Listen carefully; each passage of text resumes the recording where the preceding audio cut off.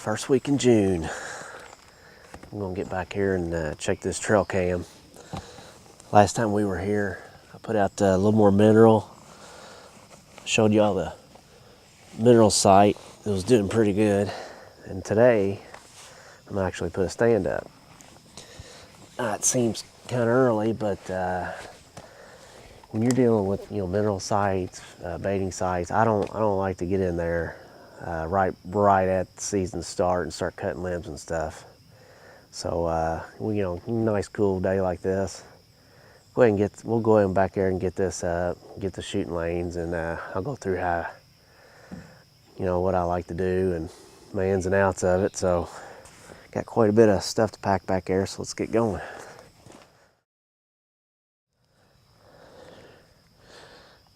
They have been wearing this out. Haven't been gnawing on the block too much, but there is just a million tracks.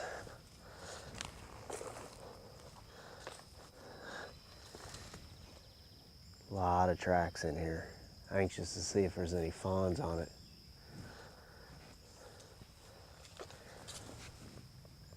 I see a couple little bitty looking tracks, so yeah, there's a little one there. So hopefully I got a couple fawns. I checked the camera, didn't look at the pictures, but 358 pictures in a month, and that was with a 10-minute delay, so that's pretty good. I think what I'm gonna do, I'm gonna give it probably gonna give this another few weeks, and then I'm gonna start laying some corn around it. I don't want to throw the corn directly in the mineral. I'll put it around the perimeter, but we're legal to bait now in Kentucky, so that'll just be a little bonus for them. So let's go back up here, and I'm gonna start looking for a tree and get going with this. Mosquitoes are pretty bad right now. This particular spot here, I come in off this gravel driveway out here. Big old fresh pile droppings right there. But I want to be towards the driveway. I don't want to have to penetrate the woods any further than I have to. I've been really practicing this year at 30 yards in my backyard, so mineral sites, baiting sites, I used to set up close to them. I used to set up 10, 15 yards, but I just feel like I've been getting busted too easy. So I've been really practicing on stretching that shot out, and I'm gonna try to get back off of this a little bit, and just maybe we're back here on the edge of this driveway. So I think this is the one. You can see just right through there is the roadway, not 15, 20 yards. So I'll be coming into the side. I won't have to really go down any towards that site. And I'm actually over in the corner by this thick edge. I got some cedar trees surrounding this. The mineral and the bait site's gonna be about 25 yards down the hill, down that way.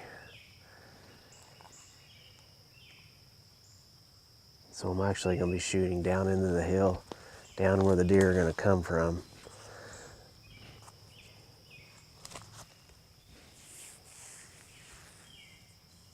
I think it's time to head back to the truck, get all my stuff, my climbing sticks and my stand. Go ahead and get this thing put up. Oh, one of them is not for everybody or every situation. I hunt a lot of public land. I can't bait, I can't run mineral, or really can't even put tree stands up like this.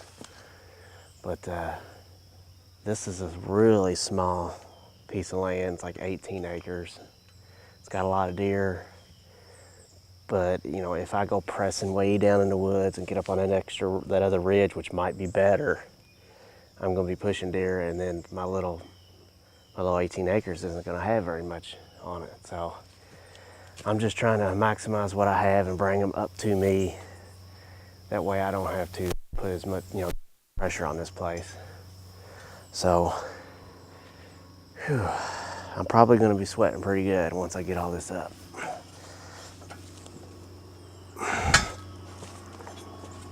So you got your tree all picked out.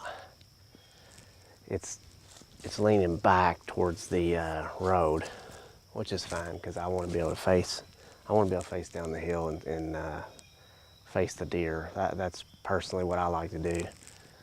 That way I don't have to move around too much. You know, if you're sitting on the back side of the tree, you might be hid better, but I feel like I'm always looking around too much. I'm always moving my head around the tree trying to see.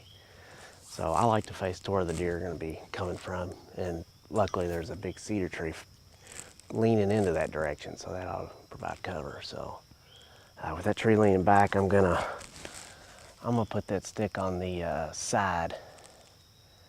That way I can come into the side of my stand. This is kind of just a cheapy stick set, nothing big name brand or nothing here. I like to buy the more affordable stuff when it comes to just stuff I'm gonna leave out in the woods for 4 or 5 months. Actually, a lot longer than that after this gets the season going, but I do have some Lone Wolf sticks that I really like. Big fan of them. You know, all made in America. A little pricey, but well worth it for the quality.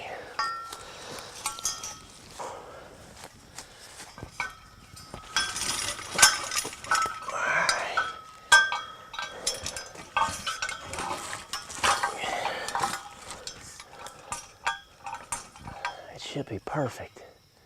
Right there on that side. Get these bottom ones latched in, and we'll move on up the ladder.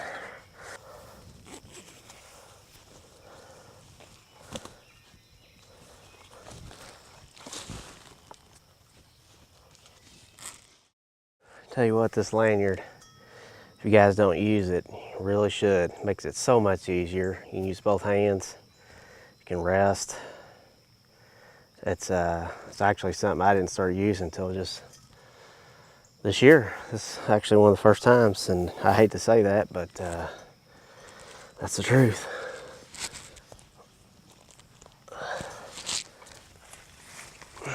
I'm gonna go put my Lone Wolf up.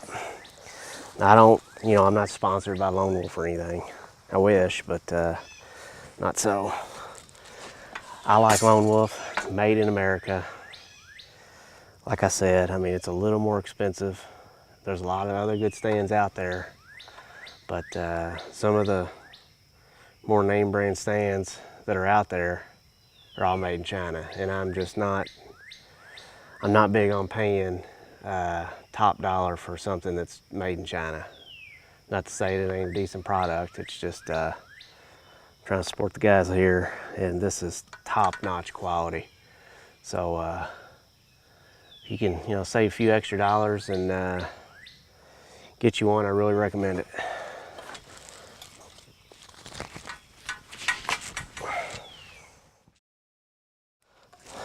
Looking at this tree up here, it's leaning back towards the road, so that's going to put me facing actually this row of white oaks, which I didn't even know were here. Oh, that's pretty neat, whole row of them. But that's going to put me facing these white oaks, which will be about a 45 to the mineral site. So I'm going to have to do some trimming here to get this cedar tree all right and get this shooting lane, but that's what I want. I'd rather have a blank slate with a lot of foliage that I can create to make it the way I want it, rather than it be wide open from the start. So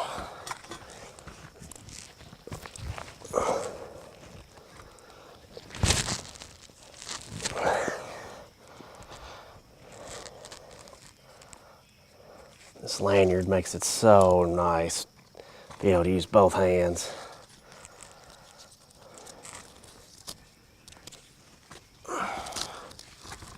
This lone wolf goes up so easy too.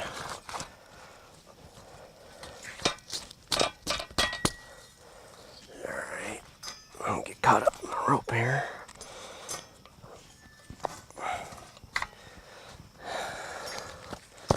That's pretty much it. Get that bottom cinched in. We'll just fine tune it after that. All right, through the magic of editing, we're now in the tree. As you can see, a lot of trimming yet to do. But that's okay. It's better than not having any to start with. So, first of all, I need to get a couple of these out of the way so I can even see down in there.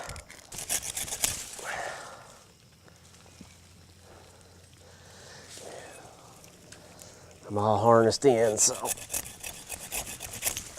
no worries of me falling out, which is good.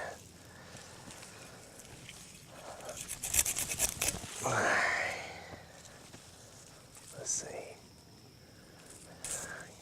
Just start to see that down there. It's warming up out here. We got quite a bit accomplished. The mineral site's looking really good. So I'm gonna check the camera and see what's been showing up the last month. Got that stand hung. So that was the hard part. That took quite a bit of effort, but got this, a nice little sheet laying up there towards it. I've been showing you kind of step by step how I go about doing this. This is not the only way to do things. It's just how I do it. It's worked out for me, so hopefully you picked up a thing or two. But I'm looking forward to getting home and popping this card in the computer and see what kind of pictures I got. So let's head home and check it out.